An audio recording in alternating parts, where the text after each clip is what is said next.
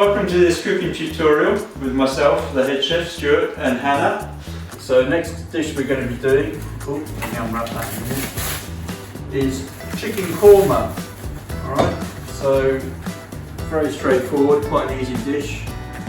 We've got rice, turmeric, sultanas, some cardamom pods which are optional because they are quite expensive, but they just add a little bit of that Indian-y flavour to the rice, some cooked chicken, frozen green beans, some diced potato that's been boiled just so it's once again al dente, so you want it quite firm so it doesn't fall apart.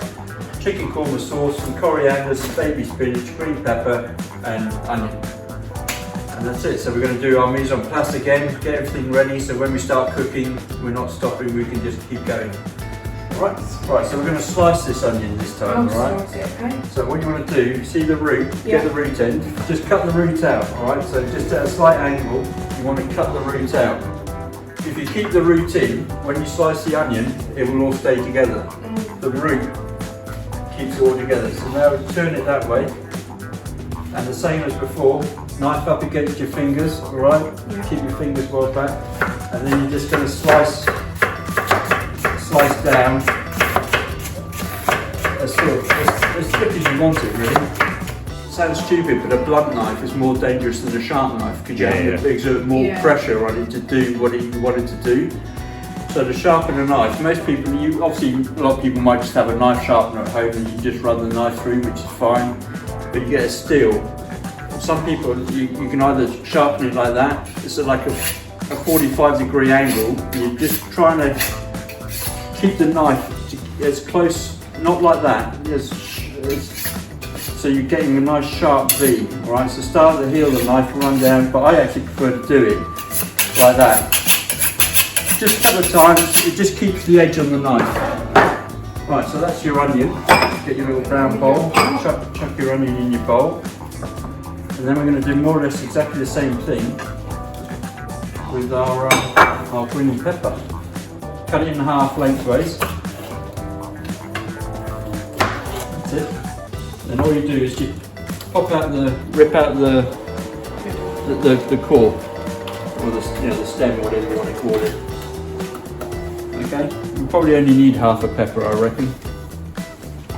And then once again, you want to slice it, but you want to sort of not as thin as possible, but as thin as you feel comfortable doing, because it's quite a quick method of cooking. Obviously, if it's thicker, it's going to take a lot longer to cook. The thinner something is, the quicker it's going to cook. So you want to cut it as thin as you can, but without, as comfortable as you feel. You sort of rather have it thick and you have all your fingers, than have it thin and cut your finger off. All right. Yeah. So we're going to do the rice. We're going to do a little bit differently. You can just do plain boiled rice, no problem, not at all. There's no harm in that at all. But I like to make it a little bit sort of authentic, if you want, a little bit sort of Indian-y. So a few cardamom pods. I also put a little bit of turmeric powder in because that turns it. You get a nice, you get a yellow rice then instead of as opposed to a white rice. Sultanas I'll put in at the end. You put them near the end of cooking. Yeah, a little bit of chicken stock. All right. If you want it vegetarian, if it's going to be for vegetarian curries, but all these dishes can be vegetarian. Obviously, you just don't put the chicken in. Then use veg stock, and then you just twice as much water to rice is the sort of saying, okay?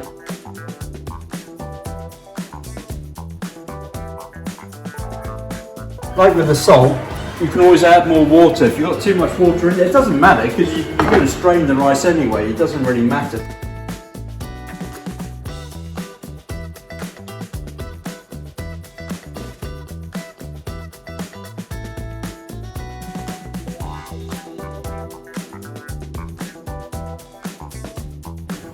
We're going to do a little garnish for the curry. It's I don't know what you call it actually. It's like a spring onion fan or umbrella or whatever. Okay. So what you're going to do is keep the root on. Just trim the root off very gently. Just so you're keeping the whole root on. Okay. Now what we're going to do, you hold it up, and you're going to run your knife about 3/4 of the way down, or 2/3 of the way down. You're going to put your knife in and you're just going to run your knife up, keep turning it as you do it, alright? every now and again, and then you're just going to keep running your knife up. So your knife's not actually going all the way through the spring onion. Alright, you want to do that all the way around the onion until you come to where you've stopped. So pop it in there. Maybe have done with a slightly bigger pan, and then you pop that in the fridge. It's better if you've got some ice, to put some ice cubes in the water, and then pop that in the fridge for about 10 minutes, and hopefully it should bing. Right, that rice.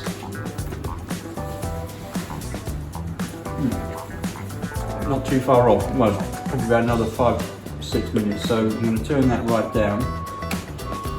Let's start doing the curry. Stay away from deep fat frying if you're a student. Number one rule, right? No deep fat frying, no chips, no poppadoms. I've got poppadoms there, but just buy poppadoms, alright? Because oil, chip fat fryers are by far and away probably the most common reason for, you know, obviously kitchen fires, people burning themselves, alright? So just stay away from deep fat frying. Always shallow frying, because shallow frying, there's enough oil in there to create a fire, but it will burn out. You don't want to pray. I'm not encouraging people to go, oh, let's have a look, see this. But there's not enough oil in there for it to bloody send the whole place up in smoke. Right, so just stay away from deep fat frying. Spudge of oil. Good old spudge of oil. Where would be without the spudge of oil?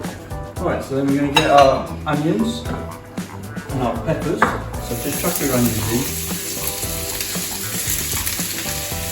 Obviously at home, you probably haven't got a wok. You don't need to use a wok. You can use one of them.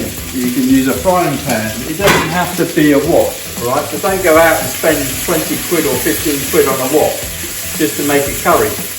It doesn't. You can do it in a pot, really. Anything. It's just that this is sort of more convenient. We've got them, so I'm using them.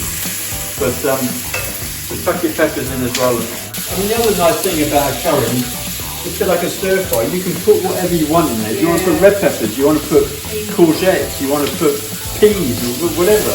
Obviously, you know, it's a curry. Not a lot of people don't put peas in a curry, but who cares? You're cooking it for yourself. I love peas in a curry, really. Curries and stir fries are a really good way of using up veg, exactly, either leftover veg or veg that you've got in the fridge that you sort of, put some broccoli in there, put some cauliflower in there, put some chickpeas in there. Yeah. It doesn't matter, Once again, like with the other things, just give it a little season as you go along, because that brings out the flavour. Like I said, season as you go, don't season at the end. Because all you're doing is season at the end, is just basically putting raw salt in it. The salt's not actually doing anything. No. Right, so now, putting your chicken, this is already cooked, alright, so we don't have to, obviously it doesn't take that long to cook. So I always try and use cooked chicken if I can, obviously for health and safety reasons. You won't need all this potato, alright, I mean I've done far too much potato, but like I said, keep saying, add as much or as little as you want. Add a few green beans. I mean, what you can also do, I've got with chicken korma sauce, you can just sprinkle, I haven't got any with me unfortunately, but you can just sprinkle a little bit of Madras curry powder over it. Like I say, unfortunately I haven't got any. I'm just going to add a little bit of chicken stock to that, a little bit of chicken powder. Like I say, you can just use chicken stock, not a lot, alright, but it will reduce down. A little bit more salt and pepper, a bit of chopped coriander for you guys, alright? You can really smell the coriander now. Yeah. So nice as well. Oh yeah, smell it now. That's it. And like I say, I should really have brought a bit more sauce to be honest with you as well. Watching my GP. But you can add a bit of coconut milk to it if you wanted. I haven't got any coconut milk. A little bit more chicken stock. You can make a curry. It's a bit like a spag bowl. You can make it up beforehand, and the longer you cook it, the more flavour intensifies. But you can do it as a lot of people sort of think as a curry is more of a like a pot dish. Yeah. Whereas, you know, you can do a curry as a stir fry, you know, just have all the elements and bang, bang, bang, bang, bang, 3-4 minutes or 5-10 minutes. You've got yourself a curry. Alright, so I'd say that's probably about there. So really it's just the rice that takes the longest. Yes, the dishes yeah. take us minutes. Yeah, really. I mean, yeah. And then now we're sort of ready to plate up. You've got that nice yellow colour to it from the turmeric, and it also adds, obviously turmeric's a spice, so it adds a little bit of a, you either love it or you hate it, but it adds a little bit of an oriental, you know, that sort of Indian-y flavour to it. And obviously the cardamom pod's in there as well. I mean, you can smell the sort of Indian flavour to it if you want, rather than as opposed to just doing a plain sort of boiled rice. You make a little well in the middle. And then, like I say, yours is probably a bit saucier than mine. Doesn't sound right. A bit saucy. And then just a little bit of chicken korma on the top. Just rest your popcorn up against the edge. I feel like I'm There. Oh. And then your curry.